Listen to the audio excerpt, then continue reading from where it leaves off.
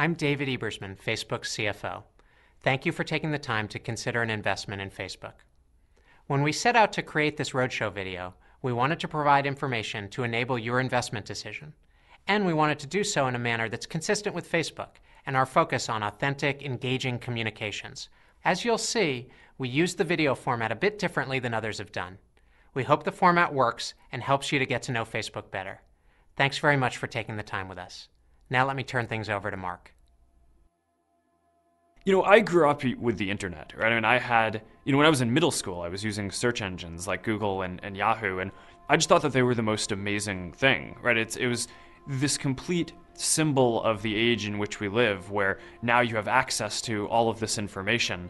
The thing that seemed like it was missing was always just people, right? So, the most interesting stuff that you cared about the most is actually what's going on in the lives of your friends or the people around you.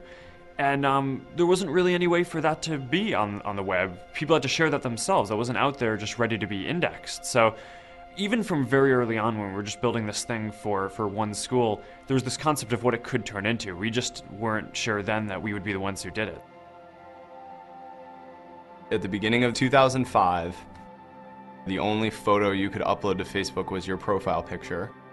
And we noticed people are changing their profile pictures a lot because they wanted to use their profile, which was at that time just a static directory entry, to tell a story about what was going on in their life. We thought, well, it would make sense if you could upload albums of photos. There were a number of other photo sharing sites that were huge, right? Had tens of millions of users and billions of photos. And we looked at that and we're like, okay, well, there's one thing that none of these do particularly well, which is, I want to see photos of a person, right? I want to be able to go to your profile and learn about you and see what's going on with you and see the photos that you're in, right? That's like the case that I think most people care about. And the one sort of like tweak on the traditional photo model was you could tag who is in the photo. The fact that you could so easily share with people and see photos about people was just so much more important that Facebook photos quickly became the place where more photos are shared on the internet than everything else combined. And it's a really good example of this principle that we have of designing our products to be social from the ground up, and kind of our hacker value system of just kind of building something quickly with the minimum set of features that we need to go and learn from and kind of build from there. Facebook's mission is to make the world more open and connected. And what we mean by that is that we think that people's lives are going to be better, and really that the whole world will function better when there's more information and understanding out there about both big things that are happening in the world and local things, what's going on with your friends and the people around you. In the world, in theory, there exists this kind of map or graph of all the relationships between people. They're the real relationships that exist. The social graph is something that's always existed as long as there were two people on Earth that knew each other. And that social graph had two people and a connection. But one thing that there's never been is a map of everybody in the world and their relationships with each other. By giving each person the responsibility for their own story, their own point in that graph, together you have this amazing map of people. Now it's like there are real people on the end of the connection. And before Facebook, there was nothing like that where you could do that. Facebook helps you share what's important to you and see what's going on in the lives of the people that you care about. Two of the most critical tools for doing that are Timeline and Newsfeed. Timeline is really the story of your life on a single page. And, because it's tied to you and your friends and real dates, I think it ends up being a very clear picture of the important things that happened in a person's life. Your life is an amazing story that a lot of people would be interested in if you told it. Whether it's your kid's first birthday, a restaurant you love, an album that you liked, an article that was interesting to you, you live through your communication of those things to the people you care about. Come on, baby.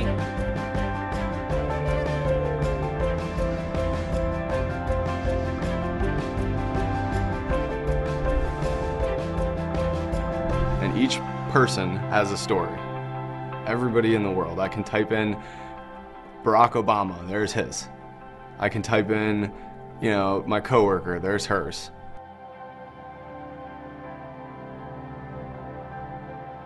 Now, you have billions of people projecting their points of view, their photographs, their stories, their opinions into the world.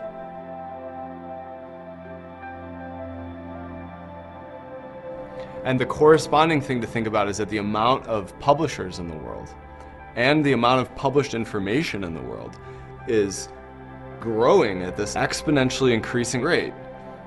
And yet the amount of time we have in the day to make sense of it all is a flat line.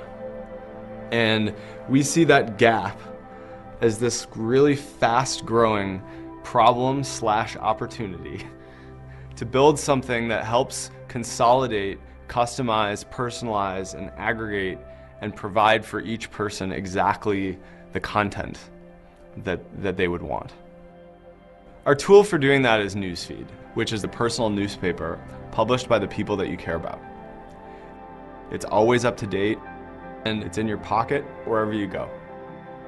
The stories are ranked in terms of what's going to be the most important, and we design a lot of algorithms to pick out trends that are happening in your network so we can produce interesting content for you. And as people share more and more stuff, that stuff is just going to become more valuable. We're now changing within a generation the fabric of how humanity communicates with itself. There are over 125 billion friendships on Facebook. There are over 300 million photos uploaded every single day. There's 2 billion likes a day, and comments are left over 1 billion times a day. Over 900 million people use Facebook on a monthly basis. Over 500 million use it on a daily basis. The mobile phone is becoming more and more and more a huge part of our daily lives, which we think means that Facebook will just become more and more a part of our daily lives. We have almost 500 million mobile users, and Facebook is the #1 most downloaded application on every major platform in the United States. And we think that's really natural because the things you do on a phone are extremely personal and social, and they're exactly the kinds of things that Facebook is amazing at helping you do. So early on, I think a lot of people thought about social networks as if they were a place that you go, right? Or they were a product, right? And you could build a lot of features into a social network. And what we realized pretty early on is that people want to take everything that they do and do as many of those things as possible with their friends and the people around them. And as much traffic as our website gets, we always assumed that the platform and the possibility for other people to build even more things on top of that would be even greater than any individual product that we could build. So therefore, the right strategy for us wasn't to try to build all of these different products and features ourselves. It was to only build the most important ones and focus on this core so that way other apps and other companies could plug into that and build these other experiences. So platform just refers to a platform for software development, which lets anybody who writes software interact with Facebook in a way that makes an experience that they're building social. The simplest example of this is the New York Times. The New York Times puts a line of code into their website, and when you show up there, there's a recommend button on the article. And on the right, there's a list of what your friends have liked there, what articles they enjoyed and what they recommended. So when we talk about Facebook as a platform, what we really mean is that it's this fabric that can make any product experience social, right? So you go to your music player and you can sign in with your Facebook account, and then all of a sudden it just lights up and all your friends are there and you can see what they're listening to and you can interact with them, and it's kind of all connected. And the thing that made that possible was that there's just that little blue button and you could sign in with Facebook, and then just kind of it comes to life.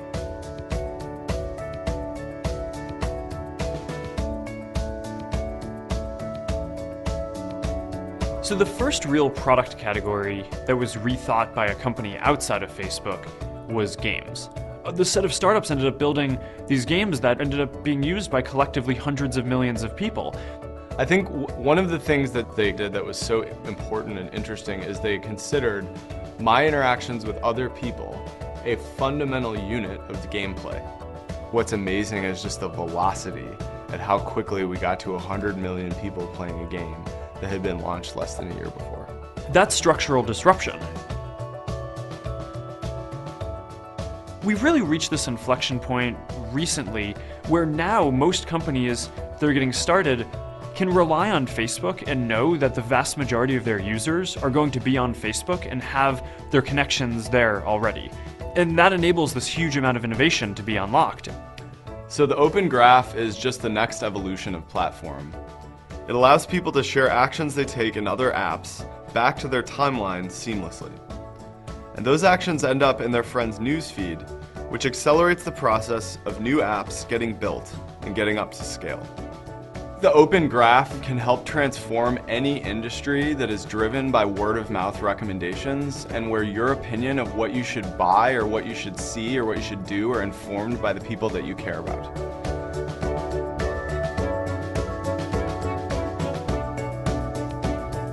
The Guardian did a Facebook Open Graph integration and saw a 400% increase in referrals from Facebook practically overnight.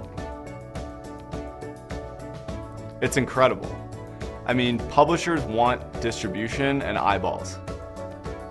People who are coming to Facebook want interesting things to see from their friends. If we can create the connective tissue that helps drive traffic to all these different publishing platforms and can bring to Facebook a more interesting and coherent experience of what's going on in the world, that is just a win-win for everyone. Charitable giving, travel, healthcare, education, shopping, sports, fitness, publishing, music, film, all of these things can be changed. And if the internet can provide experiences in each of these categories where we're interacting with each other when making decisions in a really, really seamless way, we think that the opportunity is immense. When I was in college, I wasn't actually starting Facebook to be a business back then. I rented servers for about $80 a month, and I didn't have that much money. I was just a college student, so I put up ads, and then when I had enough money to get another server, I would do that. So ads, have always been this really important part of what we do because we want to keep Facebook free for everyone. As Mark and Chris described, at Facebook we have a broad mission. We want to make the world more open and connected. People on Facebook connect to businesses just as they connect to other people. I take my kids to the Woodside Bakery for pancakes. I track my runs with Nike Fuel Band. I shop at J. Crew. On Facebook, marketers can leverage the power of these connections to build their businesses, to find customers, to engage in ongoing conversations. Messages on Facebook spread not just from business to consumer, but more importantly, from friend to friend. At Ben & Jerry's, we're not just a company, we really are a friend to people. We really want to have a holistic relationship with our community, with our consumers, about values, about great ice cream. So having a platform where we can actually engage in a large-scale conversation, get feedback, that's what's so powerful about Facebook. So the Ben & Jerry's Facebook page is evolving, and it has this big, beautiful picture on top, and down the side it has the different dates of our 35-year history. Having other people talk about Ben & Jerry's is really at the core of the Ben & Jerry's strategy.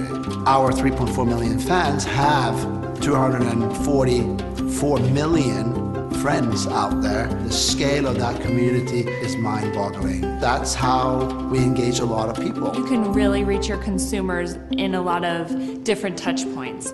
On their mobile phone, in their news feed. It also puts it into social context, so you can see your friends if they've engaged with it. You can comment on it, you can like it, and you can share it. It's something that we would never be able to do if it wasn't for Facebook. We have been able to measure the impact of our Facebook page by putting it into a marketing mix analysis. For every $1 we spent on Facebook, it returned $3 in incremental sales. The global advertising market is huge. Almost $600 billion is spent every year. But only about 12% of that is spent online. Dollars have been shifting from offline to online, including mobile, but they're not shifting as quickly as people are shifting where they spend their time. We think this imbalance will be corrected, partially because of the products we offer. We believe that businesses of all sizes will spend more of their marketing dollars on Facebook because we offer a compelling value proposition, a unique combination of 4 things: reach, relevance, engagement, and social context. First, Facebook offers unparalleled reach. We have over 900 million monthly active users worldwide, giving people the ability to spark global conversations about ideas, social movements, products, or services. In the United States, every day on Facebook is like the season finale of American Idol, the most popular show on television, ×2. On a single day on Facebook, Paramount advertised the release of Transformers: Dark of the Moon to 65 million users in the United States. Our second element of our unique value proposition is relevance. Facebook is based on real identity. People are themselves on Facebook. This gives us the ability to match businesses with the people that will value their product or service. For narrowly targeted campaigns, let's say females 25 to 34, Facebook reaches the audience with 90% accuracy, compared to an industry average of only 35%. The third part of our unique value proposition is engagement. On Facebook, when you friend someone, you're establishing an ongoing connection. You will see what they share in your newsfeed and on their timeline going forward. Similarly, when you like a business page on Facebook, you're enabling that same ongoing connection. I like Sprinkles cupcakes, and I have liked them on Facebook. When they announce a new flavor, let's say Irish chocolate for St. Patrick's Day, I will see that story in my newsfeed. This is really different from traditional advertising. Almost all other forms of advertising are one time and one way. Facebook enables businesses to have active conversation with customers that are part of an ongoing and authentic relationship. The fourth part of our unique value proposition is social context. Study after study shows us what we all intuitively know. People trust recommendations from their friends more than any other source. If I have a good experience at a store today, I might call my sister on the way home and tell her. But when I like a product on Facebook, I share with all of my friends on Facebook.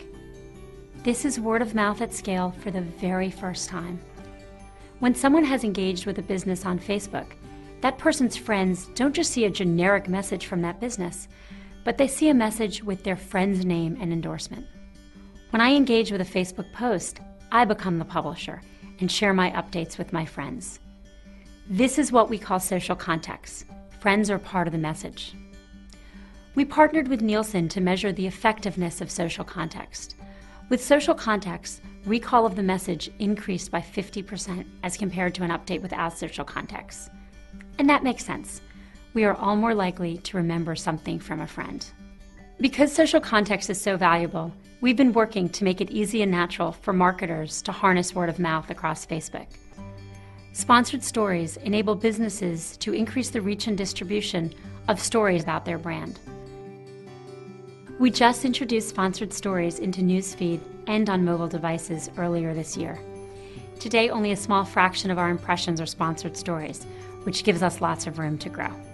Mobile is a key area of growth for Facebook. For most companies, the mobile environment is a challenge because it's so small that it requires new ad formats.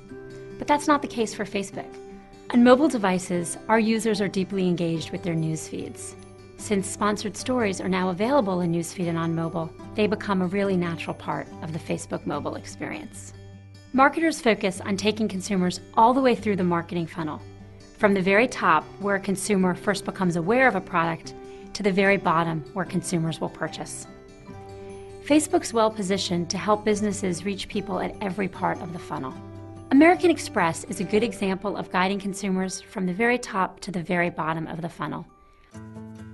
We came up with the idea of creating a day during the holiday season where we could be encouraging consumers to go spend their time, their money with small businesses. And the first place that we all agreed was most important was going to be Facebook. Local businesses exist on Facebook.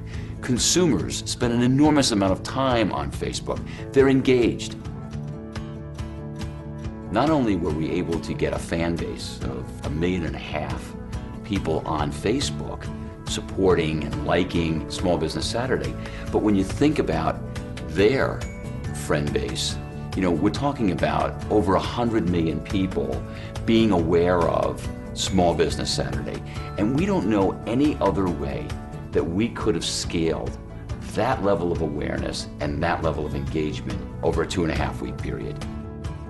The small businesses involved in the effort saw a 28% increase in their business versus that same day a year before.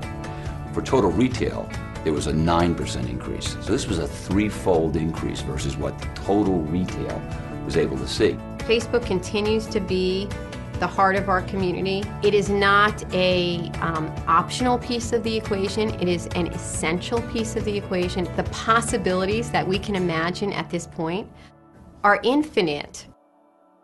Today, all the global Ad Age 100 advertisers are Facebook clients. And this is important because on average, they spend about $1 billion a year each on marketing. Almost all of them spent with us every quarter of 2011. We also drive awareness and sales for small businesses around the world. 3.2 million small businesses have an actively managed local business page. One example is CM Photographics, a wedding photography business based in Minneapolis. When Chris Meyer started this business, he used Facebook ads to reach users with inferred intent for his service. He showed his ads to women aged 24 to 30 living in the Minneapolis area who said they were engaged on Facebook. Over 45% of the Facebook users who clicked on his ads became qualified leads. In 2011, Chris spent $1,500 on Facebook ads and generated $70,000 in revenue. Our advertising revenue has grown from $272 million in 2008 to $3.2 billion last year. We've made significant progress, but we've only just begun. Our long-term opportunity is to be the place more than 70 million businesses in the world, both large and small, build relationships with their customers that are authentic, that are ongoing, and are personal. Now that you've heard from Mark and Chris about our product strategy, and from Cheryl about our advertising market, I want to share with you an overview of our financial performance and operating metrics, and why we believe that Facebook can become an extremely valuable company over the next decade and beyond. Our mission is to connect the world, so our top priority has been increasing the number of people using Facebook. In 2010 and 2011, the population of people who are active monthly users of Facebook grew by well over 200 million each year. And in the first 3 months of 2012, we added over 50 million people to end March with over 900 million monthly users. In certain countries like Turkey and Chile, we estimate that greater than 85% of internet users are active with Facebook. We believe these penetration rates suggest that Facebook touches a part of the human experience that's pretty much universal, and we aspire to achieve similar penetration rates in every country. We continue to invest in user growth throughout the world, in countries like the United States and the United Kingdom, where we already have approximately 60% penetration and are seeking to further expand our network, as well as countries like Brazil, Germany, Japan, South Korea, and Russia, where we're relatively less penetrated. User engagement drives our business performance. Our revenue growth has come from 2 sources: improving the reach and value of advertising on Facebook and growing our payments product that we introduced in 2010. The key driver of advertising revenue has been user growth, which has increased the number of ads we display. Other factors that have affected the number of ads include product decisions we've made that increase or decrease ads shown on various pages, and additionally, the amount of Facebook use on personal computers relative to mobile devices, as we have an established set of ad products for personal computers as compared to mobile devices where we just began showing a limited number of sponsored stories in early 2012. The other key variable affecting ads revenue is the value of each ad, as reflected in the price advertisers pay to engage with our users. The price of any individual ad can vary greatly, depending upon many factors such as user geography. North American users represented 20% of our user base in 2011, but approximately 50% of our ads revenue. We're continuing to invest in sales and monetization in other markets around the world where we have large numbers of users, and we expect to benefit as global online ad markets develop and mature. Future growth in the price of the ads we show will depend on our ability to continue to make our ads more relevant, more social, and more engaging. Our other source of revenue comes from payments. Our platform allows developers to build experiences such as games, music, or news that are social and personalized and integrated with a user's Facebook network. To support our platform ecosystem, we've built a secure payments infrastructure that enables users to purchase items from platform developers using any of more than 80 payment methods. In 2011, we processed $1.9 billion in payments volume, of which we paid out $1.4 billion to developers and recognized around $550 million in revenue for Facebook. Our payments revenue today comes almost exclusively from the purchase of virtual goods and games on our platform. And this revenue will grow if developers are successful in creating engaging new user experiences that stimulate transactions. In the future, we may seek to extend our payments integrations to areas outside of games, but with Facebook likely keeping a lower revenue share than 30% in areas where the developer's costs are higher. As our business has matured, we've been cautious about our rate of headcount growth, because we believe that a strong and focused culture matters a great deal in building a company that's sustainably successful. Expect us to continue to grow headcount to take advantage of the product development and business opportunities in front of us, albeit at a measured pace. In terms of capital expenditures, our need for servers, data centers, and networking equipment is driven by the fact that we need a large computing infrastructure to deliver Facebook rapidly and reliably. We operate at a massive scale, serving over 10% of the world's population on a monthly basis. For each of the approximately 500 million people who will use Facebook today, we offer a unique, personalized experience. This challenge requires a major investment in computing power, and our infrastructure is an important part of our capability and competitive advantage. Our operating margins have been between 34% and 52% over the time periods presented here, bouncing around based on revenue growth and the timing of expenses, including stock compensation.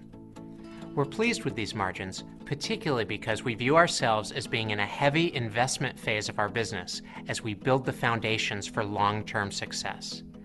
While we aspire for Facebook to be a high-margin business over the long run, we won't hesitate to make additional incremental investments needed to drive user growth and engagement, even if monetization follows more slowly and margins are affected.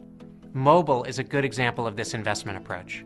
We believe mobile usage of Facebook is critical to long-term user engagement, so expect us to invest heavily in our mobile product experience, even if mobile monetization is uncertain and will take time. We believe mobile usage will make us a more successful and more valuable company over the longer term. Facebook has been successful over the past 8 years by prioritizing the experience of our users and having a long-term vision about how the web would evolve and what Facebook could become. At Facebook, we believe we have the opportunity to build a business that is innovative, important, and valuable 10 years from now and beyond. We appreciate your time in giving us the opportunity to introduce Facebook, and we hope we're able to continue to attract investors who believe in our mission and are excited about the long-term potential of the company.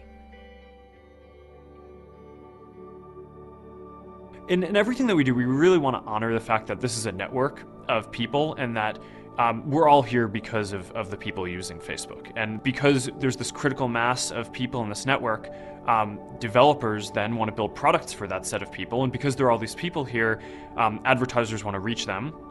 And then because there's this ability to make an impact, a lot of the best people in the world want to come work at Facebook. And then because of all these things, we've built what we're really proud of and think is a good business. And I think that that's the reason why we're talking to you guys here today. So it's all because of people wanting to use this product and this network. And I think a lot of what we need to do in terms of our internal prioritization has to honor that. So if you think 5 years out, using Facebook doesn't literally just mean using the Facebook app or software that we've written ourselves. I think that we're going to reach this point where almost every app that you use is going to be integrated with Facebook in some way, because the developers of those apps are going to want to make it so that you can interact with your friends and that you can share content back to Facebook to help grow those apps, and it's a very symbiotic relationship. So we make decisions at Facebook not optimizing for what is going to happen in the next year, but what's going to set us up to really be in this world where every product experience that you have is social, and that's all powered by Facebook.